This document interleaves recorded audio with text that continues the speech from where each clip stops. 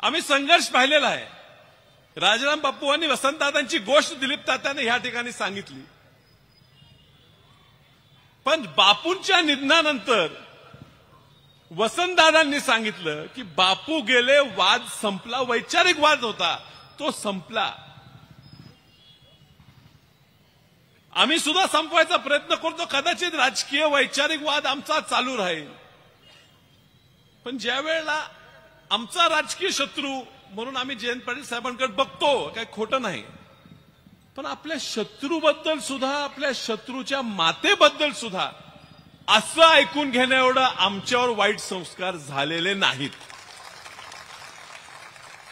म्हणून पहिला निषेध मी केला आणि मी सांगितलं हा कोण व्यक्ती आहे, हे जी नेमकी वैचारिक मूळ काय आहेत।